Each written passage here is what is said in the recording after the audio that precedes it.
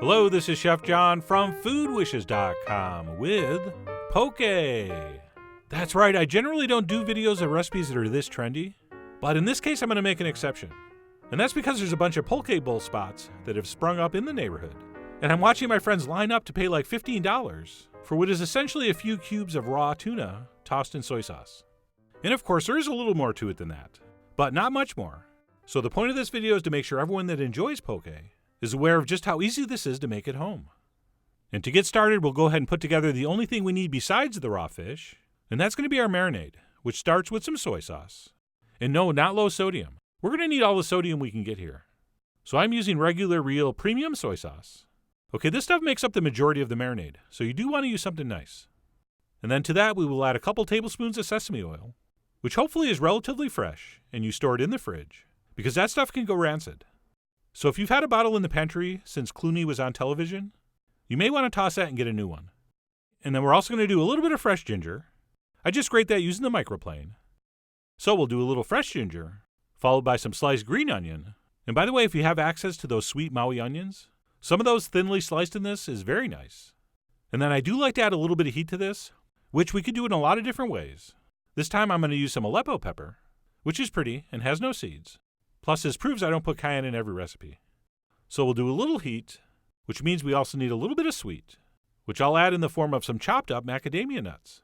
And while these aren't traditional, some Hawaiian nut I forgot the name of and that we can't get is.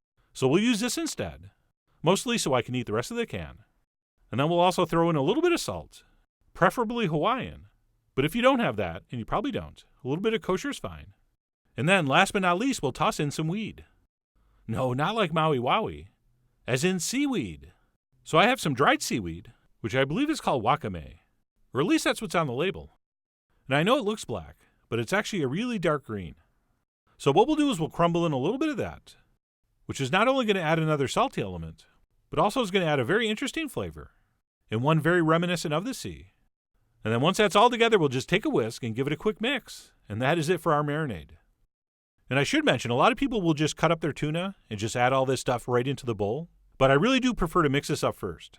That way it can sit with all those ingredients kind of mingling together while we cut our fish. So we'll go ahead and combine those ingredients and simply set that aside while we prep our tuna. And for this, we're going to want to use a pound of the freshest tuna you can find. So if you only remember one thing from this video, let it be this. Unless you can find very high quality sushi grade tuna, don't make this.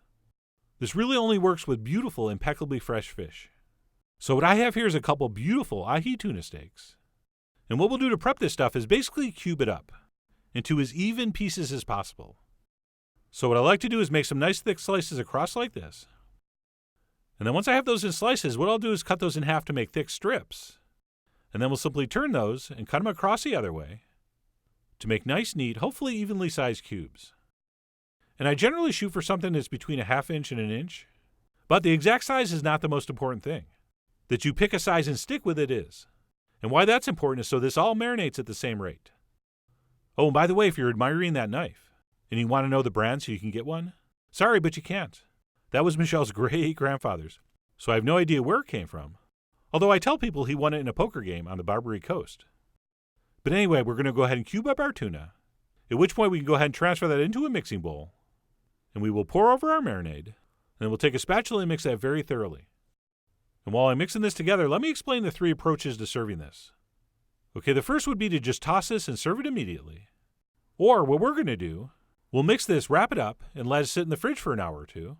That seems to be the most popular approach. Or third, some people wrap this up and they leave it in the fridge overnight or even up to 2 days, which personally I think is crazy. I mean, I want poke now, but how the heck am I going to know if I want it 2 days from now? A lot of things can happen in a couple days. So exactly how long you decide to marinate this is going to be up to you. You are, after all, the boss of making sure your poke is okay.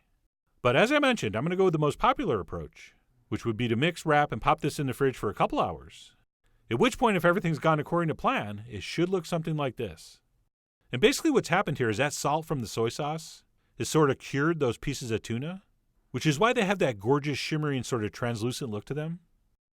And once we've given that a mix with a spatula, we're basically ready to serve, except of course we have to taste for seasoning. And make sure it doesn't need any more salt or heat or possibly acid. Because I'm sure a few of you were wondering, doesn't this need a little acidity? Well, that depends on who you ask. I do enjoy a little bit of rice vinegar and or lemon juice when I eat this, but I never include those ingredients in the marinade because I really think it affects the appearance adversely. All right, we're not doing a ceviche here. So I will expand on this point in the blog post, but to summarize, if you do want to include some rice vinegar or lemon juice or lime juice or whatever, apply that right before you're going to eat. But anyway, assuming our poke is seasoned correctly, we will go ahead and serve that up. And my favorite way to do one of these bowls would be on top of some sushi rice, along with some kind of cold seasonal vegetables. So today I had some beautiful heirloom cherry tomatoes, which I turned into a salad with a few soybeans. So I'll scatter some of that around. Other popular choices would be some thinly sliced onions, or maybe some cucumber or sweet pepper, and or some fresh herbs like cilantro.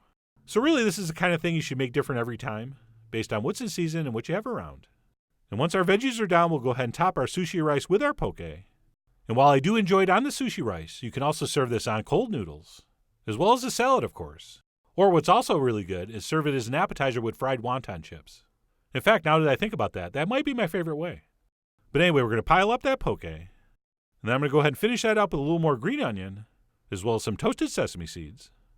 And that's it, my poke bowl is done. And looking very enticing. I mean, if that doesn't look like the perfect summer lunch, I don't know what does. And before I tear into this, let me mention I am going to show you how to make that sushi rice. So stay tuned for that. But for now, let's stay in the moment and give this a taste as I show off my chopstick game, which is pretty tight. Come on. There we go.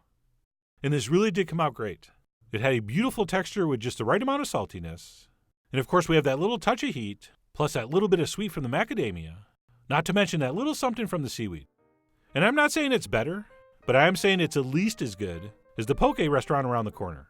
But anyway, that's it. How to make poke, or at least how I do it, is there's just so many different things you could add to the marinade as well as the garnish. All right, when it comes to things like poke, there's basically two ways you can do it. The way you like it and the wrong way. So with that, I really do hope you give this a try soon. Head over to foodwishes.com for all the ingredient amounts and more info as usual. And as always, enjoy.